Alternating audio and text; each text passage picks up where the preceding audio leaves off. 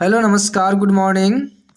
इस वीडियो में आपको बताने वाले हैं फिजिक्स का विद्युत चैप्टर। इससे पहले वाले वीडियो जो नहीं देखे हैं इस वीडियो को देखने के बाद उसे ज़रूर देख लीजिएगा जाकर, ठीक है ना।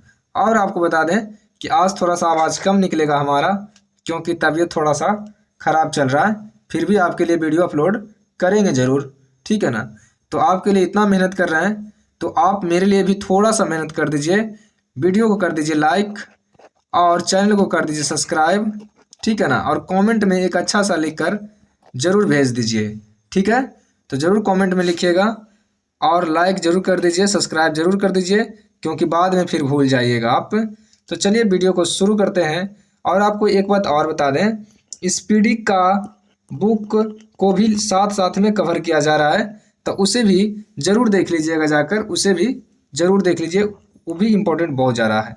तो चलिए शुरू करते हैं। अब पहला प्रश्न देखिए। पहला प्रश्न है, जब कांच की छड़ को रेशम से रगड़ा जाता है तो छड़ क्या हो जाते हैं? तो छड़ क्या हो जाते हैं? ये धन आवेशित हो जाते हैं। छड़ छड़ क्या हो जाएंगे? धन आवेशित। 2 नंबर प्रश्न देखिए। किसी आवेशित चालक का संपूर्ण आवेश कहाँ पर रहता है? तो कहाँ पर रहता है? उसके बाहरी पृष्ठ पर रहता है। संपूर्ण आवेश कहाँ रहता है? बाहरी पृष्ठ पर। ऑप्शन बी राइट आंसर हो जाएगा इसका। अगला प्रश्न देखिए। दो विद्युत आवेशों के बीच लगने वाले बल से संबंधित कौन सा नियम है? यानी दो विद्युत आवेश के बीच लगने वाले बल से कौन सा नियम संबंधित है? तो इसका राइट आंसर हो जाएगा कूलॉम का नियम। किसका नियम? कूलॉम का। और आवेश है तो आवेश का जानते ही हैं, एसआई मात्रक क्या होता है? कूलॉम ही होता है। अगला प्रश्न देखिए। यदि दो विद्युत आवेशों के मध्य दूरी को आधा कर दिया जाए तो उसके मध्य विद्युत बल का मान क्या हो जाएगा? विद्युत बल का मान क्या हो जाएगा? ये चौगुना हो जाएगा। समान आवेशों में क्या होता है? जब दो समान आवेश रहेगा तो विकर्षण होगा। समान रहेगा तो क्या हो जाएगा? विकर्षण होगा। और डिफरेंट डिफरेंट रहेगा तो क्या होगा? आकर्षण होगा। ठीक है। अगला प्रश्न। जब एवोनाइट की छड़ को बिल्ली की खाल से रगड़ते हैं तो एवोनाइट की छड़ क्या हो जाते हैं? घुमा के प्रश्न, ये हो जाएंगे ऋणात्मक। ये क्या हो जाएंगे? ऋणात्मक। लेकिन पहला प्रश्न क्या था? वो धनात्मक हो गया था। याद रखिएगा, ये सब घुमा घुमा के आपको पूछते रहेगा। वस्तुओं का आवेशन किसके स्थानांतरण के फलस्वरूप होता है?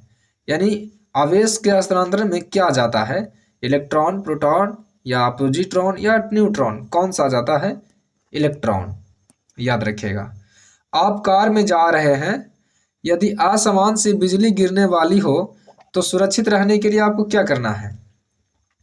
तो क्या करना पड़ेगा इसके लिए? आपको सुरक्षित रहना है तो कार की खिड़कियां बंद कर लेंगे, ठीक है। कार की खिड़कियां बंद कर लेंगे, आप सुरक्षित हो जाएंगे। दो स्थिर आवेशों के बीच लगने वाले बल उनकी मात्राओं के गुणनफल के अनुक्रमानुपाती तथा उनके बीच की दूरी के वर्ग के व्युत्क्रमानुपाती होते हैं। ये कौन सा नियम दिए हैं? ये कूलॉम दिए हैं। कौन दिए हैं? ऑप्शन सी राइट आंसर हो जाएगा, कूलॉम जी। अगला प्रश्न। किसी विद्युत परिपथ में इकाई धन आवेश को एक बिंदु से दूसरे बिंदु तक ले जाने में किए गए कार्य द्वारा मापा जाता है। किसके द्वारा मापा जाता है? उन बिंदुओं के बीच क्या होता है, ये आपसे पूछा गया है। तो ये होते हैं विभवांतर। किसके द्वारा? विभवांतर के द्वारा। धातुएं विद्युत की सुचालक होती हैं, क्यों? तो क्यों धातुएं? उनमें मुक्त इलेक्ट्रॉन होते हैं। क्या होते हैं? मुक्त इलेक्ट्रॉन होते हैं। निम्नलिखित में से कौन सर्वोत्तम विद्युत का चालक है? विद्युत का सबसे अच्छा चालक कौन है? तो ये आप जानते होंगे, बचपन में पढ़े होंगे। ये चांदी होते हैं विद्युत का सबसे अच्छा चालक है। अतिचालक का लक्षण क्या है? अतिचालक का लक्षण है उच्च परागम्यता। उच्च परागम्यता होते हैं अतिचालक के लक्षण। निम्नलिखित में कौन अर्धचालक नहीं है? अर्धचालक कौन नहीं है? आपको बताना है इसमें कौन नहीं है। आर्सेनिक अर्धचालक नहीं है। आर्सेनिक ऐसे पदार्थ जिनमें सामान्य अवस्था में मुक्त इलेक्ट्रॉन नहीं होते हैं लेकिन विशेष परिस्थितियों जैसे उच्च ताप या अशुद्धि मिलाने पर मुक्त इलेक्ट्रॉन प्राप्त किए जा सकते हैं, क्या कहलाते हैं? ये कहलाते हैं अर्धचालक पदार्थ है। ताप बढ़ने सॉरी ताप के बढ़ाने पर चालक पदार्थों का वैद्युत प्रतिरोध एवं वैद्युत चालकता पर क्या प्रभाव पड़ेगा? यानी वैद्युत प्रतिरोध और वैद्युत चालकता पर क्या प्रभाव पड़ेगा, ये आपसे पूछा गया है। तो वैद्युत प्रतिरोध क्या होता है? बढ़ेगा और वैद्युत चालकता घटेगी। प्रतिरोध बढ़ेगा, चालकता घट जाएगी, याद रखिएगा।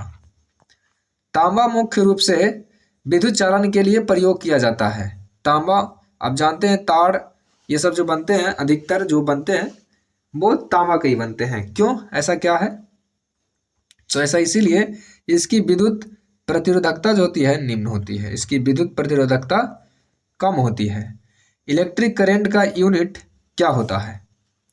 इलेक्ट्रिक करंट का यूनिट क्या होता है? इसका होता है एम्पियर। आपस में जुड़ी दो आवेशित वस्तुओं के बीच विद्युत धारा नहीं प्रभावित होती है, क्या कारण है? यदि वो वे क्या हो? इसका रीजन है कि समान विभव पर प्रभावित नहीं होंगे।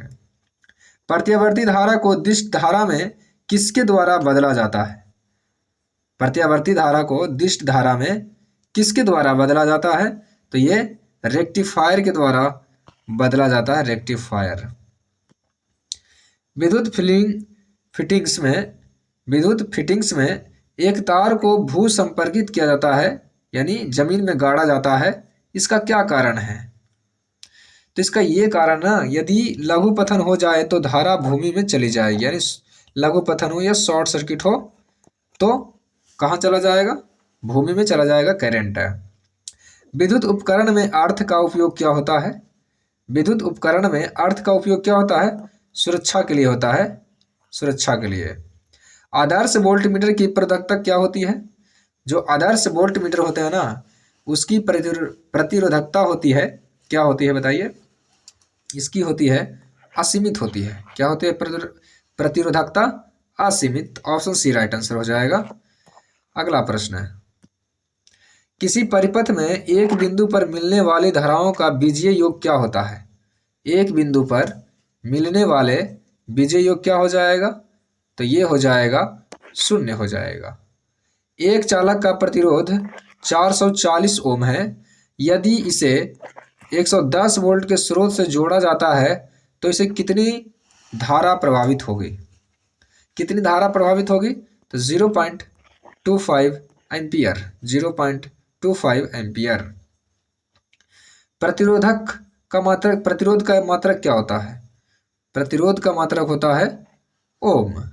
घरों में लगे पंखे, वाल्व जो आदि होते हैं किस क्रम में लगाए जाते हैं? पंखा हो गया, बल्ब हो गया, ये सब किस क्रम में लगाते हैं? ये लगाते हैं समानांतर क्रम में। ये किस क्रम में लगाते हैं? समानांतर क्रम में लगाया जाता है। जॉर्ज साइमन ओम ने किस वर्ष समीकरण I बराबर V/R बनाया जो वोल्टेज, धारा और प्रतिरोध के बीच संबंध को स्थापित करते हैं? ये कब दिए हैं ऐसा नियम? ये दिए थे 1827 में, 1827 में। अगला प्रश्न देखिए, यदि किसी तार की त्रिज्या आधी कर दी जाए तो उसका प्रतिरोध क्या हो जाएगा? तार की त्रिज्या को आधी कर दिया जाए तो उसका प्रतिरोध क्या हो जाएगा? बताइए। ये 16 गुना हो जाएगा। कितना गुना हो जाएगा? 16 गुना हो जाएगा।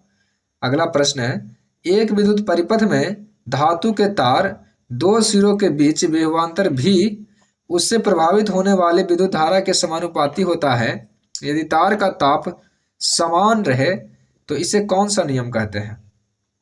इसे कौन सा नियम कहेंगे? ओम का नियम कहेंगे। विशिष्ट प्रतिरोध का एसआई मात्रक क्या होता है? विशिष्ट प्रतिरोध का एसआई मात्रक क्या होता है? ओम मीटर। या इसको बोल सकते हैं प्रतिरोधकता का एसआई मात्रक क्या होता है? ओम मीटर। ओम मीटर। एक तार की लंबाई L मीटर है। तार को खींचकर उसकी लंबाई 2L मीटर कर दिया जाता है अब तार का प्रतिरोध क्या होगा? लंबाई बढ़ा दिया गया है, यानी लंबाई दुगना कर दिया गया है, तो प्रतिरोध क्या होगा? पहले का दुगना हो जाएगा प्रतिरोध। ठीक है, पहले का दुगना हो जाएगा। एक समान शुष्क में विद्युत अपघट्य होता है। विद्युत अपघट्य होता है किस पे? ये अमोनियम क्लोराइड होता है, अमोनियम क्लोराइड है। शुष्क सेल के संबंध में निम्नलिखित में से मिलाइए इसको। शुष्क सेल को मिलाना है आपको। ठीक है, तो इसका राइट आंसर हो जाएगा ऑप्शन सी, यानी ए के साथ 2 मिलेगा, यानी जिंक का बर्तन होता है। ऋण इलेक्ट्रोड कौन होता है? जिंक का बर्तन। उसके बाद बी का हो जाएगा ए। धन इलेक्ट्रोड किसके बने होते हैं? कार्बन के छड़ के बने होते हैं। इलेक्ट्रोलाइट किसके बने होते हैं? ये सी का सी होते हैं, और ये डी का डी हो जाएगा। ठीक है, ऑप्शन सी राइट आंसर। आप मिला लीजिएगा अपना, हम मिलाएंगे तो ज़्यादा लंबा चला जाएगा, वैसे भी तबीयत ठीक नहीं चल रहा है। एक कार बैटरी में प्रयुक्त विद्युत अपघट्य होता है क्या? ये सल्फ्यूरिक अम्ल होता है विद्युत बैटरी में। शुष्क सेल है कौन सा? प्राथमिक है, द्वितीय है, तृतीय है या चतुर्थ है? शुष्क सेल कौन सा सेल होते हैं बताइए? ये होते हैं प्राथमिक सेल। लोहे के ऊपर जिंक की परत चढ़ाने की प्रक्रिया क्या कहलाती है? ये गैल्वेनाइजेशन, जस्तीकरण या ये सदलेपन कहलाती है। सभी नाम उन्हीं का है। ऑप्शन ए सही हो जाएगा। विद्युत अपघटन की क्रिया में किसी इलेक्ट्रोड पर मुक्त हुए पदार्थ की मात्रा संपूर्ण प्रभावित आवेश के अनुक्रमानुपाती होता है। यह किसका नियम है? ये कौन नियम दिए हैं?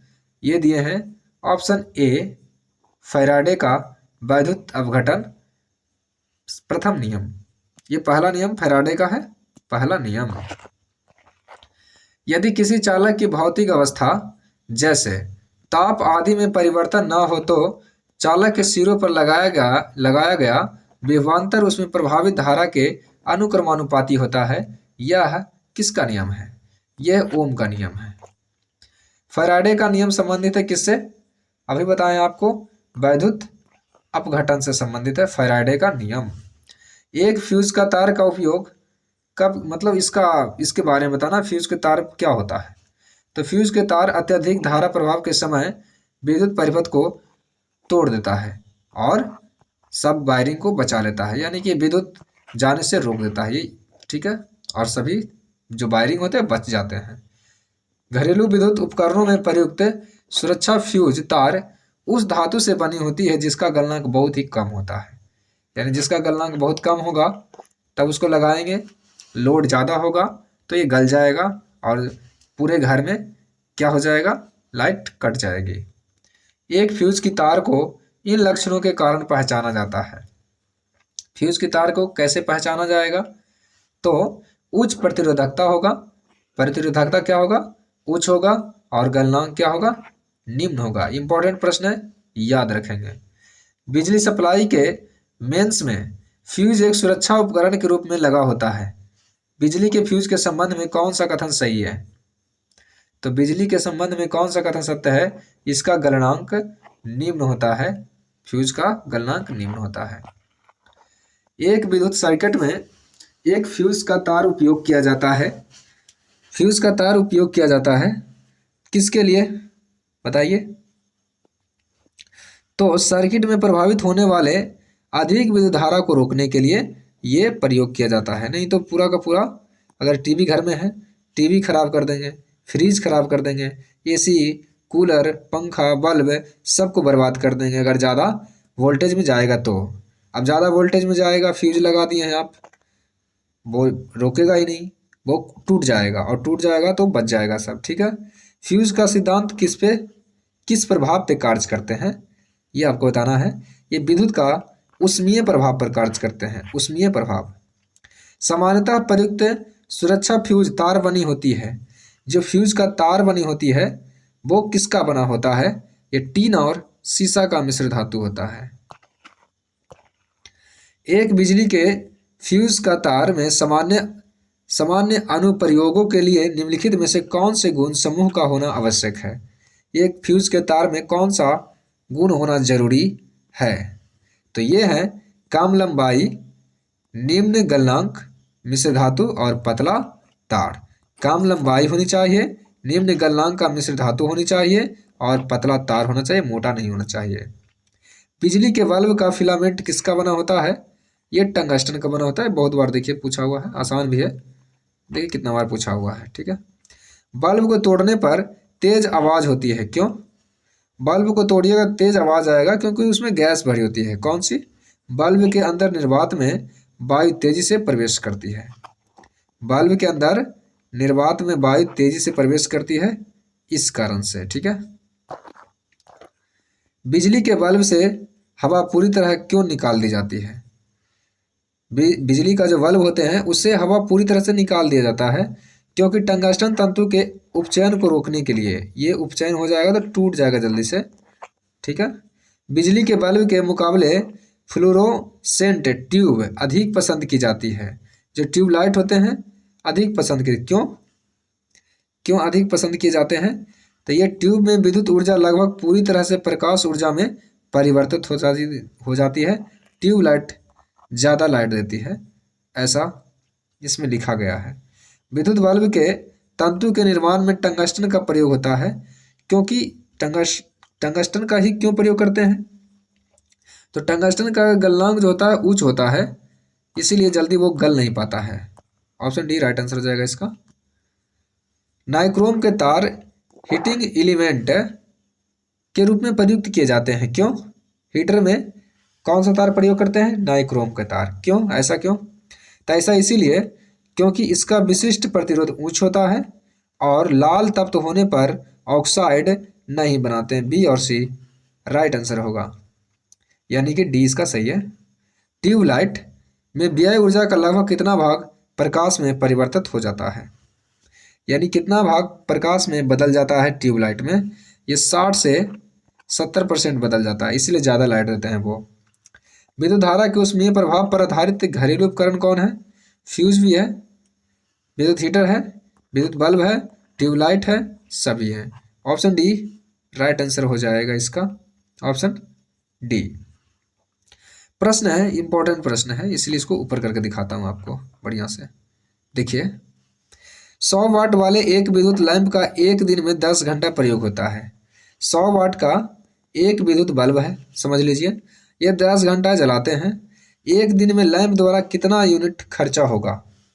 एक दिन में कितना खर्चा होगा यूनिट, ये आपसे पूछा गया है, तो बताइए। तो एक दिन में 1 यूनिट खर्चा होगा, यानी दोनों को गुना कर देंगे तो 10 गुना हो जाएगा 100 बराबर 1000। तो 1000 यूनिट, सॉरी 1000 वाट किलो वाट घंटा हो जाएगा। तो कितना हो जाएगा? 1 यूनिट हो जाएगा।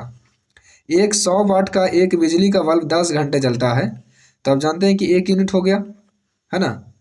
5 रुपये प्रति यूनिट की दर से खर्चा कितना आएगा? तो 1 यूनिट का कितना आएगा? 5 रुपया आएगा, सिंपल सी बात है ना।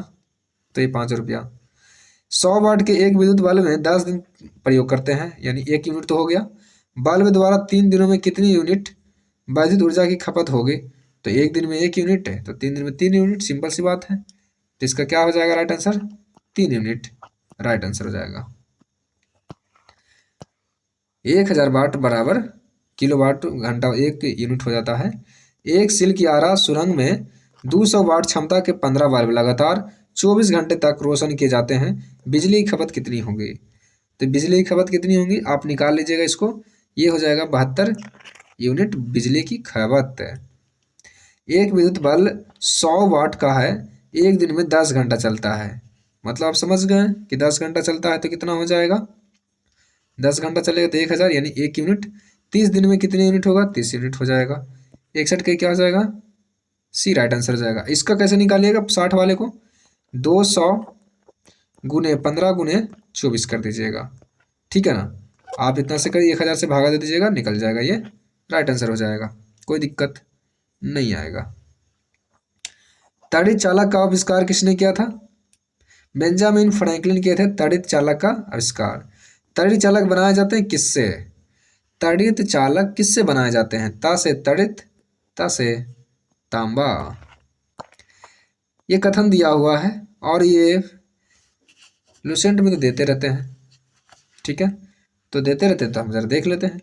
तड़ित चालक इमारतों को नष्ट होने से बचाते हैं। सही बात है, सही है। ये आवेश को पृथ्वी तक भेज देते हैं। ये भी सही है। ए और आर दोनों सही है और आर ए का सही कारण है। राइट आंसर हो जाएगा ए।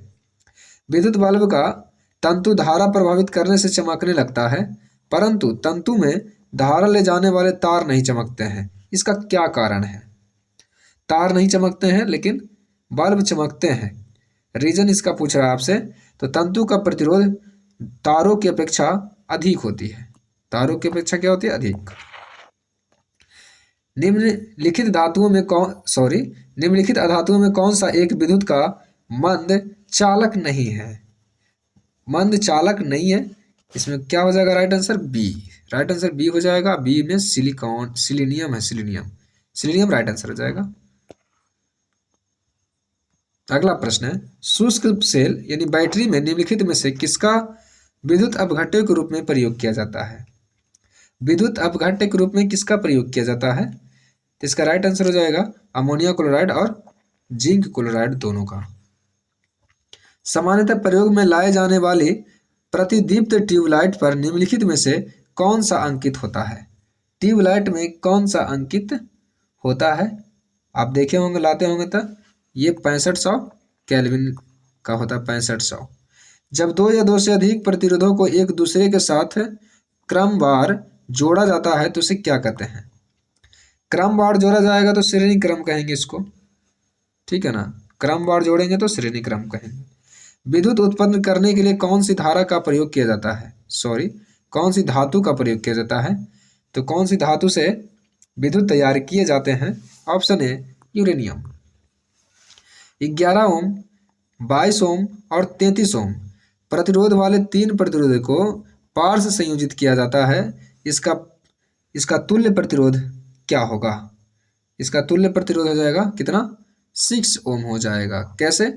ये करेंगे 1/11 प्लस 1/22 प्लस 1/33, ठीक है ना। इस टाइप से आप निकाल लीजिएगा। पार्ट्स का फॉर्मूला होता है R 1/R बराबर 1/ स्मॉल r1 स्मॉल r2। इस टाइप से आप जानते होंगे, 10th क्लास में पढ़े होंगे, तब नहीं तो याद कर लीजिए आप।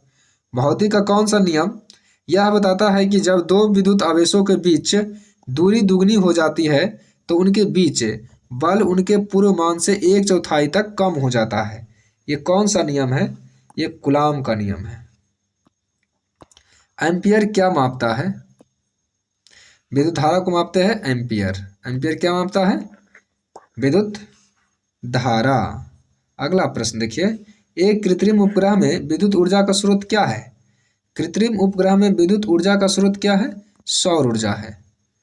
विद्युत ऊर्जा को यांत्रिक ऊर्जा में कौन बदलता है?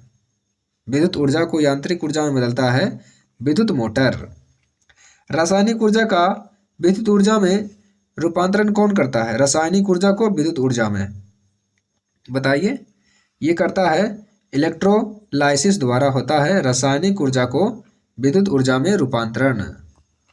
एक बैटरी जो होते हैं, बैटरी किस ऊर्जा को किस ऊर्जा में बदलते हैं? तो बैटरी बदलते हैं रासायनिक ऊर्जा को विद्युत ऊर्जा में। रासायनिक ऊर्जा को विद्युत ऊर्जा में। प्रत्यावर्ती धारा को दिष्ट धारा में कौन सी युक्ति बदलता है? प्रत्यावर्ती को दिष्ट धारा में कौन बदलता है? रेक्टिफायर। रेक्टिफायर बदलता है। प्रत्यावर्ती धारा को दिष्ट धारा में रेक्टिफायर बदलता है। Option B right answer. Transfer किसको किसको बदलता है? ट्रांसफर बदलता है एसी वोल्टेज को उपचयन या अपचयन करने के लिए होता है ट्रांसफर, एसी को। अगला प्रश्न, प्रदीप्त नली में सर्वाधिक सामान्यतः प्रयोग होने वाली वस्तु कौन है? तो प्रदीप्त में कौन होते हैं सबसे? ये पारा बाष्प तथा आर्गन होते हैं। 3 पिन बिजली के प्लग में सबसे लंबी पिन जोड़ा जाना चाहिए। सबसे लंबी पिन कहाँ जोड़ा जाना चाहिए? तो ये आधार के सिरे से जोड़ा रहना चाहिए। अगला प्रश्न देखिए, 1 किलोवाट घंटा का मान कितना होता है? तो 1 किलोवाट घंटा का मान कितना होता है? ये देखिए, ऑप्शन ए राइट आंसर हो जाएगा। 1 किलोवाट घंटा यानी 36 यानी 36 लाख बोल सकते हैं इसको जूल, या 3.6 गुना 10 की पावर 6 जूल, या 36 लाख जूल बोल सकते हैं। ठीक है। भारतीय घरेलू विद्युत आपूर्ति में लाल विद्युतमय तार रेड लाइव वायर और काले उदासीन तार ब्लैक न्यूट्रल वायर के बीच RMS विभवांतर कितना होता है? ये दोनों के बीच कितना होता है? ये दोनों के बीच होता है 220 वोल्ट। फ्लोरोसेंट लैंप में चौक का प्रयोग किया जाता है। क्या करने के लिए इसमें करते हैं चौक का प्रयोग? तो प्रतिरोधकता को कम करने के लिए चौक का प्रयोग करते हैं। चालक का विद्युत प्रतिरोध किससे स्वतंत्र होता है? चालक का विद्युत प्रतिरोध किससे स्वतंत्र होता है? ये दाब से स्वतंत्र होता है, दाब से। यदि किसी प्रारूपी पदार्थ का वैद्युत प्रतिरोध गिरकर शून्य हो जाता है तो उस पदार्थ को क्या कहते हैं? तो उस पदार्थ को कहा जाता है अतिचालक। यदि किसी प्रतिरोध का तार को लंबा किया जाए तो उसका प्रतिरोध क्या हो जाएगा? क्या हो जाएगा? उसका प्रतिरोध बढ़ता है। विद्युत मरकरी लैंप में रहता है क्या? विद्युत मरकरी लैंप में क्या रहता है? तो ये रहते हैं कम दाब पर पारा। बिजली के पंखों की गति बदलने के लिए प्रयुक्त साधन क्या है? तो गति बदलने के लिए प्रयुक्त साधन कौन सा है, ये आपको बताना है। ये है रेगुलेटर। रेगुलेटर से बिजली के पंखे की गति बदलता है। MCB जो लघु पतन के मामले में विद्युत की पूर्ति को काट देता है। MCB, ठीक है ना। ये किस प्रभाव पर काम करते हैं? MCB ये धारा के तापन प्रभाव पर काम करते हैं। धारा के तापन प्रभाव पर। 1 वोल्ट कितने के बराबर होता है? 1 वोल्ट कितने के बराबर होता है? 1 जूल प्रति कुलाम, यानी जूल प्रति कुलाम होता है। 1 जूल बटा 1 कुलाम, जूल प्रति कुलाम। जब साबुन का बुलबुला आवेशित किया जाता है तब क्या होगा? तो तब यह फैलता है। डायनमो एक मशीन है जिसका काम क्या है? डायनमो से क्या होता है? तो डायनमो से होता है, देखिए इसका डी आंसर है, यांत्रिक ऊर्जा को ये विद्युत ऊर्जा में बदलता है डायनमो। यांत्रिक को विद्युत में बदलेगा डायनमो। ठीक है। एक धारावाही चालक संबंधित है किससे? एक धारावाही चालक संबंधित है किस क्षेत्र से? तो ये है विद्युत चुंबकीय क्षेत्र से संबंधित। कौन सा उपकरण विद्युत प्रतिरोध को मापता है? विद्युत प्रतिरोध को कौन मापता है? बताइए। तो विद्युत प्रतिरोध को मापता है ओम मीटर मापते हैं। विद्युत प्रतिरोधकता होता है, लेकिन प्रतिरोध सिर्फ ओम यहाँ पे ऑप्शन में नहीं दिया है कि मार सकते हो आप। किसी परिपथ में विद्युत धारा की उपस्थिति का पता लगाने के लिए प्रयुक्त किया जाने वाला उपकरण कौन है? तो इसमें कौन सा हो जाएगा? Option B galvanometer. एक संवाहक के तापक्रम परिवर्तन के कारण इसमें विभव परिवर्तन होता है। इस घटना को क्या कहा जाता है? इस घटना को कहते हैं थॉमसन प्रभाव। जब लघु पथ की दिशा घटित होती है तो परिपथ में धारा क्या रहती है? तो परिपथ में धारा क्या रहती है? पर्याप्त रूप से बढ़ती है। पर्याप्त रूप से क्या होती है? बढ़ती है। और वीडियो अभी तक लाइक नहीं किए हैं तो लाइक जरूर कर दीजिए, चैनल को सब्सक्राइब जरूर कर लीजिए। ठीक है। निम्नलिखित में से कौन सा विद्युत चालक है? विद्युत का चालक कौन सा है? मानव का शरीर भी विद्युत का चालक है। ठीक है ना। इसका राइट आंसर हो जाएगा मानव शरीर। निम्नलिखित में कौन सा नियम निर्वात या मुक्त स्थान में दो स्थिर बिंदुओं आवेशों के बीच बल के लिए व्यंजक को व्युत्पन्न करता है? कौन सा है? यह है कूलाम का नियम। निम्नलिखित में से विद्युत धारा के तापन प्रभाव की खोज करने वाला अग्रणी कौन है? विद्युत तापन प्रभाव की खोज किसने किया था? ये जेम्स पी जूल किए थे। समाप्त हो गया ये वीडियो। और वीडियो अच्छा लगा हो तो लाइक जरूर कर दें, और नहीं अच्छा लगा हो तो मत लाइक कीजिए। ठीक है। अब अच्छा लगेगा तभी तो लाइक कीजिएगा, नहीं लगेगा तो कैसे कर सकते हैं? तो अच्छा लगे तो लाइक कर दीजिए, सब्सक्राइब कर दीजिए चैनल को, और एक प्यारा सा अच्छा सा कमेंट एक कर दीजिए। और ज़्यादा अच्छा लगा हो आपको तो अपने दोस्तों के पास शेयर जरूर कर दें। वीडियो देखने के लिए आपको बहुत बहुत धन्यवाद। आप खुश रहें, आपके घर वाले खुश रहें, सभी खुश रहें।